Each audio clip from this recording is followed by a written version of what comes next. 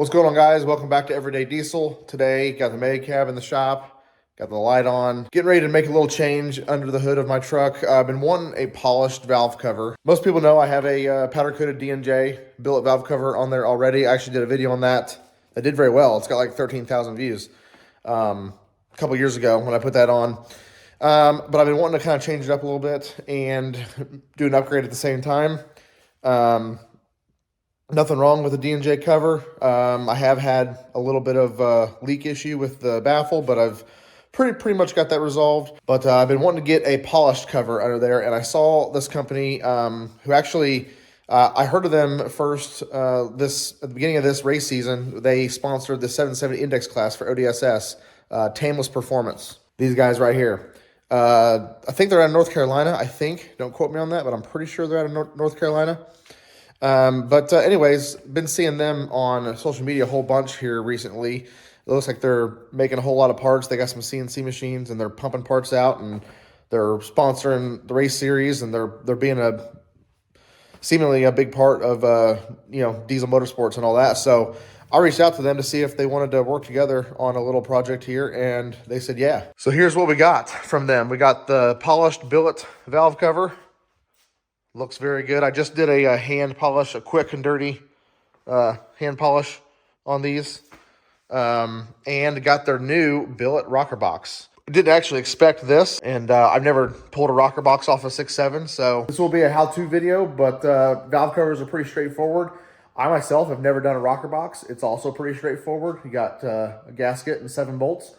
But I like to do these how-to videos even on stuff that I've never done before, because hopefully it can relate to you at home doing this in your driveway. So here in just a second, I'm gonna go over the couple little features about these things. But I just wanted to show how badass these pieces look. I mean, they look really nice. All right, I'm gonna try not to fingerprint these too bad, since I did just kind of clean them up a little bit.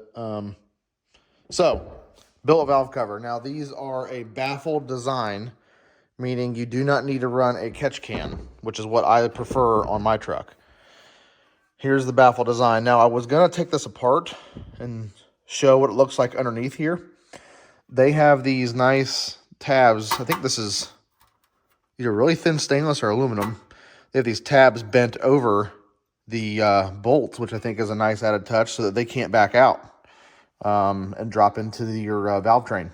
So regardless, this is a huge, I mean, it's half the valve cover. Baffle design. So I'm hoping we get next to no oil residue out of this baffle. Now, here's the other cool thing. They designed this to where you can clock this outlet any direction you want to. So all 8 of these holes are threaded. And this is actually threaded too, so that if you wanted to run like an AN line to this, you absolutely could. You could put a, looks like -10 ORB or 12 ORB 90 into that, and then run like, some kind of an AN line. In this case, we got a really nice big O-ring in there that seals down. And yeah, you can clock this any direction you want to. The kit comes with like 5 or 6 foot of hose, as well as it comes with this little plug, which this is for your intake, your cold air or your factory intake, that goes to your factory turbo if you're still running a factory turbo. If you're second gen swap, this doesn't matter, but this is to cover the port going into your intake pre-turbo, where the old CCV for your stock valve cover would have vented into. I've got mine oriented to where it's going to go at a 45-degree angle-ish down the driver's side of the motor. I'll show you more on how I'm going to route that later.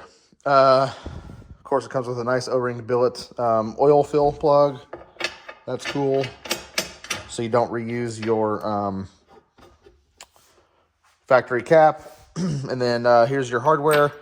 You got 6 bolts, which have these really nice sealing washers on them. That's for the valve cover. And then these are your 7 bolts for the rocker box. Now, the rocker box, what makes this thing significant and why you would want this over your factory rocker box is if you're going to run head studs. Now, my truck does not have head studs yet, but this is already clearanced for head studs. when you put head studs in it on a 6.7, maybe even a 5.9, I'm not sure, but I know on a 6.7, you have to take your factory rocker box and Dremel or clearance out a couple different areas to make room for the head studs. These are already clearanced out. As you can see, there's next to nothing to this. I mean, it weighs, I think someone said it weighs 2 or 3 pounds. So it weighs next to nothing. There's nice metal inserts in here for all your billet valve cover bolts. The only thing you will need to do is put an O-ring on the bottom side. This is what seals against the head. At the moment, Tameless does not supply a gasket for this rocker box. That's okay. I picked up a brand new one because I don't want to reuse my factory one that has 115,000 miles on it. This was like 15 bucks on Rock Auto, and it came in 2 days. So that's really all you need right there. So I'm gonna get started taking this other cover and my rocker box apart.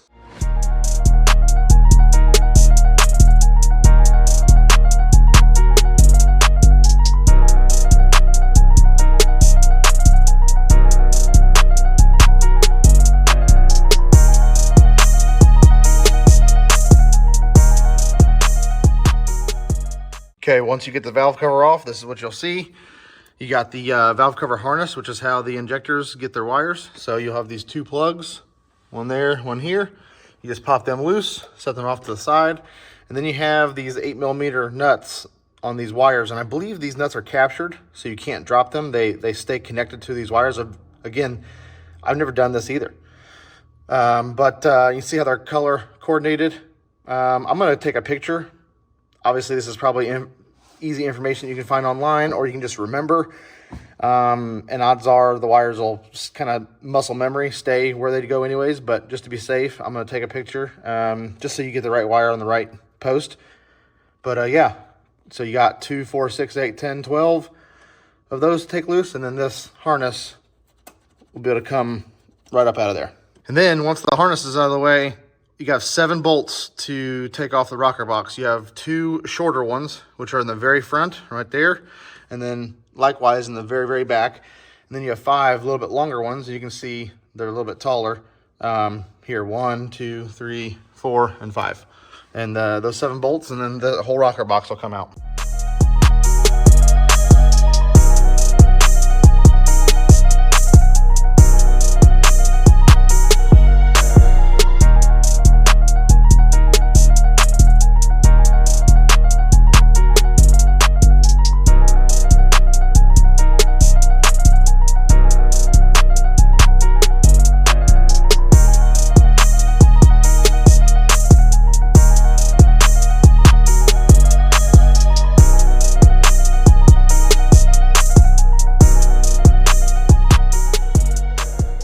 All right, so once you get the rocker box off, this is what it should look like after you've cleaned the top of the head. So you're gonna wanna make sure you go all around here and clean this. I still got a little bit of wiping to do, but clean this as best you can all the way around.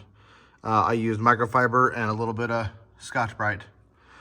But clean that surface up so that your new O-ring has a real good sealing surface.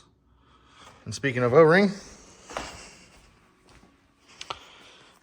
got the new O-ring installed into the billet rocker box perfectly.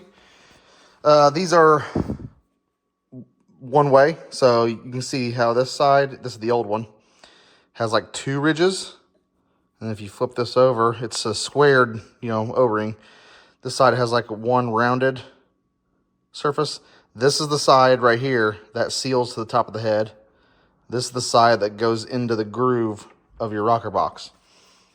So when you're putting your new one in, just make sure you have your single portion, your single ridge of your O-ring sticking up, because that's what's going to seal and compress on top of the head. And it's super easy. It goes in perfectly as long as you buy a quality O-ring. Don't buy Amazon junk. Gonna get this on the truck now. Okay. So, got the O-ring in there. Gonna go in without hitting nothing and try to go straight down on top of this deal so that we don't hurt nothing. That vantage point that you're at with the camera isn't the greatest because my tripod's not tall enough to see in here, but that's pretty much it right there. I'm gonna center it. It's a little cattywampus, but now I'm gonna start doing the bolts. Now, since you have a big O-ring across the whole bottom layer of this deal, you wanna start in the center and work your way out. Just slowly tighten everything down until it's tight. I'm gonna look up a torque spec. I don't know if there is one. Being billet, it's probably different than factory anyways, but I know how tight they should be. It's, you know, you don't have to kill it, obviously. You're just trying to create a nice even O-ring seal.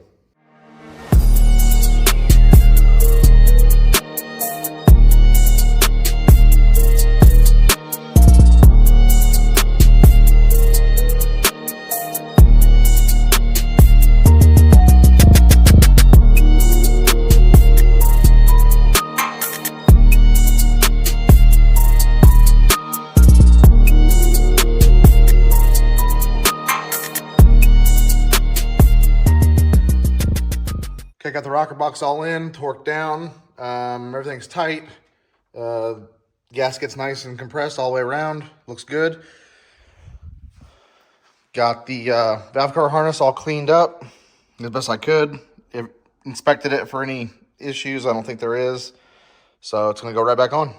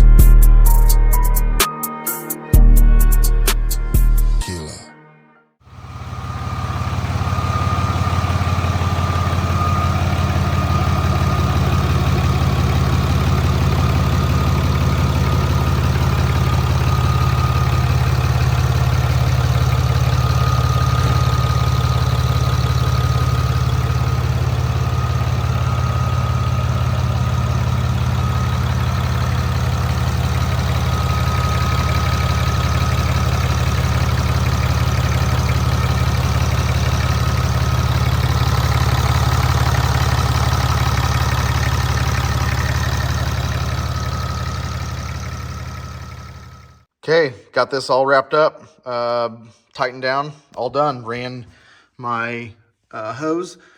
Tameless gives you like 6 foot of hose, which is more than enough. I ran it all the way down and down the frame rail and back behind the transfer case. So that's awesome. And yeah, this thing turned out pretty slick. Now it makes the rest of my engine kind of look like shit because of all the, makes me want to pull the engine out and paint the engine and head. Maybe we'll do that one day. Well, that's going to wrap this one up, guys. Thank you for watching. Huge shout out to Tameless Performance. Go check them out. I'm going to put links in the description. You need the rocker box if you're doing head studs, or if you just are building a show truck. You need a awesome valve cover that has a built-in baffle so you don't have to run a catch can. Not everybody wants to spend the extra $200, $300, $400 on a catch can setup and run lines and buy brackets and all that stuff. So again, thank you to them for working with me on this video. Thank you for watching this. Hopefully it helped if you're doing a valve cover install, and we'll see you in the next one.